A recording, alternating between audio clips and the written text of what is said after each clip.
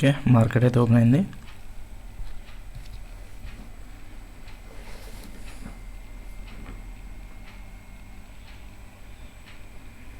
Okay,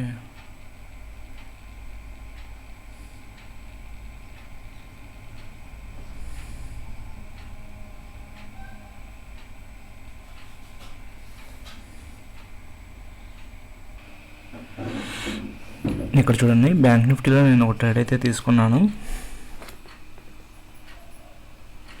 previous day close level ఏదైతే ఉందో ఆ లెవెల్ నుంచి మా రిజెక్షన్ తీసుకొని డౌన్ఫాల్ ఏదైతే ఇచ్చిందో ఇక్కడ సెల్లర్స్ ఎంటర్ అయ్యే అవకాశం ఉంది.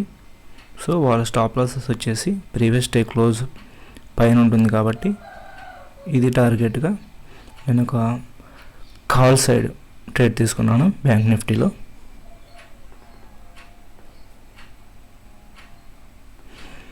యాక్చువల్గా ఇది ప్రీవియస్ డే క్లోజ్ ఈరోజు ఇక్కడ ఓపెన్ అయింది. ఒక క్యాండిల్ డౌన్కి వచ్చి ఒక గ్రీన్ క్యాండిల్ పడింది. ప్రీవియస్ డే క్లోజ్ దగ్గర రిజెక్షన్ తీసుకుని రెడ్ క్యాండిల్స్ పడుతున్నాయి. అప్పుడు సెల్లర్స్ ఎంటర్ అయ్యే అవకాశం ఉంది. సో వాళ్ళని టార్గెట్ చేస్తూ ఈ ఏరియాలో ఎప్పుడైతే గ్రీన్ క్యాండిల్స్ స్టార్ట్ అయ్యాయో ఈ ఏరియాలో నేను ఒక కాల్ సైడ్ ట్రేడ్ తీసుకున్నాను. నా టార్గెట్ వచ్చేసి ప్రీవియస్ డే క్లోజ్ పైన ఉంటుంది. ఈ లెవెల్ బ్రేక్ చేస్తే చాలు మన టార్గెట్ రీచ్ అయిపోతుంది. నా స్టాప్ లాస్ వచ్చేసి ఈ ఏరియాలో ఉండబోతుంది. స్టాప్ లాస్ అయినా టార్గెట్ అయినా 1:1 రేషియోలో ఉంటుంది కాబట్టి ఓకే, వెయిట్ చేద్దాము. ప్రజెంట్ అయితే కొంత ప్రాఫిట్లో నడుస్తుంది. ఈ లెవెల్ బ్రేక్ చేయడం చాలా ఇంపార్టెంట్. ఈరోజు ఈ లెవెల్ బ్రేక్ చేస్తే ఇంకా ముందుకెళ్ళే ఛాన్స్ ఉంది. 61,500 లెవెల్ కూడా రీచ్ అయ్యే ఛాన్స్ ఉంది. సో ముందు ఈ లెవెల్ బ్రేక్ చేయాలి అప్ సైడ్. వెయిట్ చేద్దాం.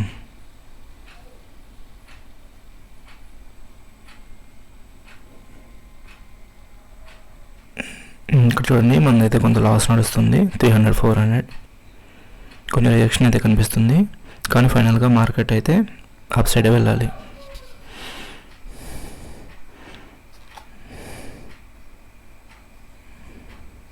ఓకే, ఎలా వెళ్తుందని నేను ఎక్స్పెక్ట్ చేస్తున్నాను.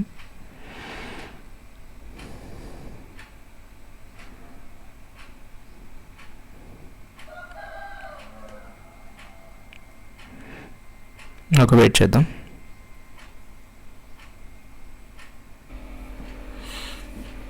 ఇక్కడ చూడండి, మన ట్రేడ్ అయితే ప్రాఫిట్లో నడుస్తుంది ప్రజెంట్. ఓకే, మంచి గ్రీన్ క్యాండిల్స్ పడుతున్నాయి. ఓకే,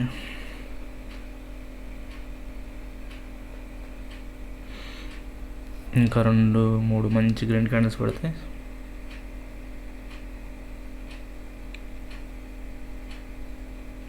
దీనిపైన ఎవరైతే స్టాప్ లాస్ పెట్టుకున్నారో వాళ్ళని బయటికి పంపించాలి. వాళ్ళ స్టాప్ లాస్ని హిట్ చేయాలంటే మార్కెట్ స్పీడ్ మూమెంట్ ఇవ్వాలి.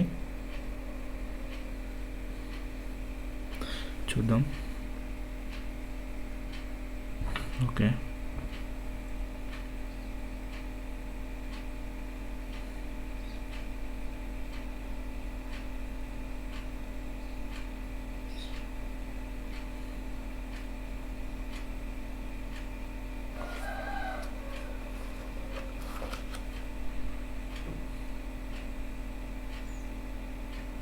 స్టార్టింగ్ ఎంట్రీ తీసుకోగానే కొంత లాస్లోకి వెళ్ళింది.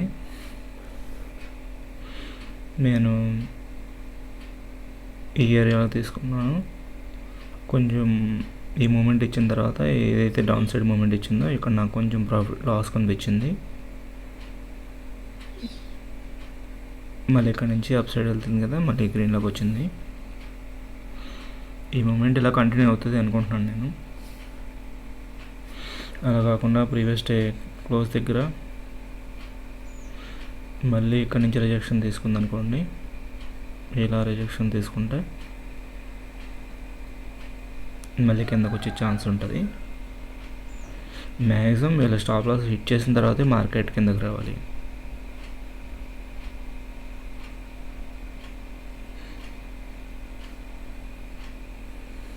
ఇప్పుడైతే మంచి ప్రాఫిట్ నడుస్తుంది. మన టార్గెట్ ఈజీగా రీచ్ అవుతుంది అనుకుంటున్నాను. మూమెంట్ కనుక ఇలాగే స్పీడ్గా ఉంటే టార్గెట్ని కొంచెం ఎక్కువ చేసుకునే ఛాన్స్ ఉంది, పెంచుకుంటాను. కొంచెం వెయిట్ చేస్తాను. ఓకే, ఆల్మోస్ట్ మన రెగ్యులర్ టార్గెట్ అయితే రీచ్ అయింది 2001 లాట్కి. ఓకే,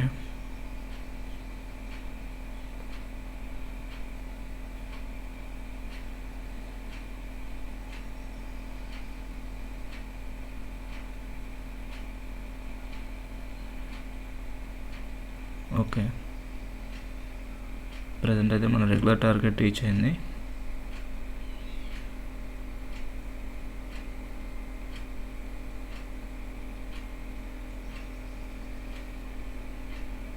ఇంకా 1 or 2 క్యాండిల్స్ వెయిట్ చేద్దాం.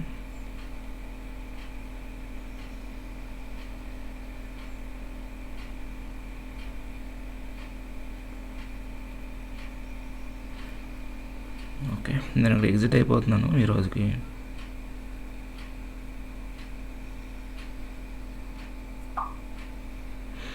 ఎందుకంటే ఆల్రెడీ మనకి కంటిన్యూస్గా 2 days నుంచి లాస్లో ఉంది.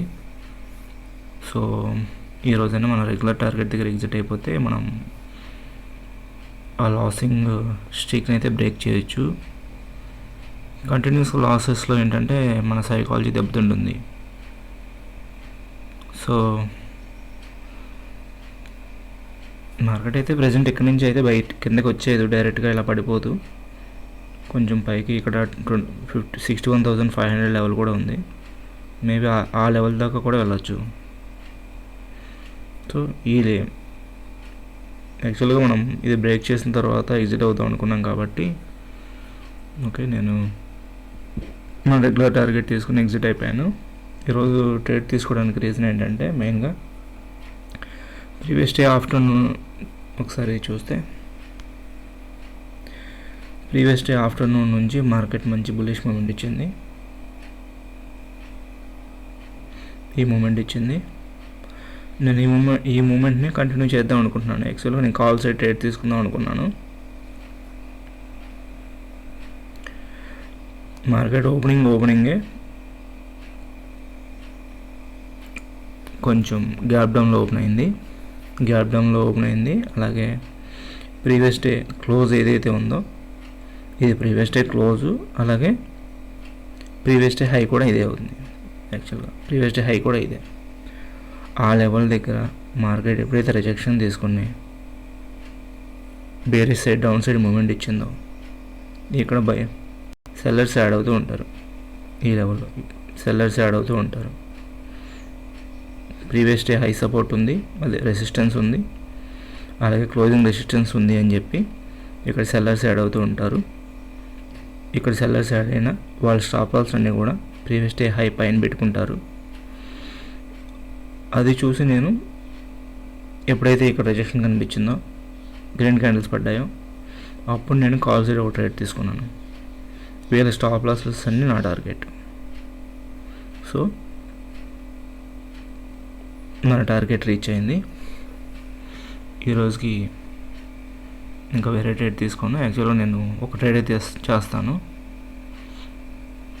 నాకు ఆపర్చునిటీ దేంట్లో కనిపిస్తే అందులో తీసుకుంటాను. Nifty or bank Nifty, maximum వేరే రెండిట్లోనే చేస్తాను. సో ఈరోజు నిఫ్టీ చూస్తే కొంచెం ఎక్కువగానే ఫాల్ అయింది. మార్నింగ్ లెవెల్స్ అన్నీ కూడా బ్రేక్ చేసుకుంటూ సపోర్ట్స్ అన్నీ బ్రేక్ చేసుకుంటూ వచ్చేసింది. ఇక్కడ ఓపెన్ అయింది. ఓపెనింగ్ ఇక్కడ రెసిస్టెన్స్ తీసుకుని డైరెక్ట్గా ఈ లెవెల్ నెక్స్ట్ లెవెల్ కూడా బ్రేక్ చేసేసింది. ఇప్పుడు బ్రేక్ చేసి ఒక పుల్ బ్యాక్ అయ్యింది. ఈ మూమెంట్ కంటిన్యూ చేస్తుందా లేకపోతే అప్ సైడ్ వస్తుందా అనేది నిఫ్టీలో చూడాలి. బ్యాంక్ నిఫ్టీ అయితే ఇక్కడ హోల్డ్ అయిపోయింది. నిఫ్టీ ఆ ఫాల్ ఇస్తున్నప్పుడు బ్యాంక్ నిఫ్టీ ఈ లెవెల్లో హోల్డ్ అయిపోయింది. నిఫ్టీతో పాటు పడలేదు. సో అది మనకు ప్లస్ అయింది. ఈ మూమెంట్లో మన టార్గెట్ ఈజీగా రీచ్ అయిపోయింది. మీరు ఎవరైనా సరే ట్రేడ్ తీసుకుంటే దాన్ని అలా మేనేజ్ చేయండి, హోల్డ్ చేయండి టార్గెట్ ఆర్ స్టాప్ లాస్ వరకు. నాకు ఈరోజు బ్యాంక్ నిఫ్టీలో క్లియర్గా అనిపించింది మూమెంటు, కాల్ సైడ్ వెళ్ళే అవకాశం ఉందని చెప్పి. సో అందుకే నేను బ్యాంక్ నిఫ్టీలో తీసుకున్నాను, నిఫ్టీలో ట్రేడ్ తీసుకోలేదు. సో అందువల్ల మన టార్గెట్ ఈజీగా రీచ్ అయింది. ఈ మూమెంట్ అంతా చాలాసేపు కన్సల్టేషన్ అయింది ఇక్కడ వరకు. ఇప్పుడు టైం వచ్చేసి 10 అవుతుంది. మన టార్గెట్ వచ్చేసి ఈ 4 క్యాండిల్స్లోనే రీచ్ అయిపోయింది. అది 4 మినిట్సే, 4 మినిట్స్లో టార్గెట్ రీచ్ అయింది. యాక్చువల్గా మనం ఎంట్రీ తీసుకున్నది ఇక్కడ నుంచి ఒక 20 మినిట్స్ మూవ్ అయింది, కానీ టార్గెట్ వచ్చేసి మనకి 4 మినిట్స్లోనే రీచ్ అయింది. 4 మినిట్స్. సో అందుకే ఎంటర్ అయిన తర్వాత ట్రేడ్ అలా హోల్డ్ చేయాలి, పేషెన్సీగా ఉండాలి. అలా ఉన్నాను కాబట్టి ఈరోజు ట్రేడ్ 4 మినిట్స్లో మనకు టార్గెట్ వచ్చేసింది.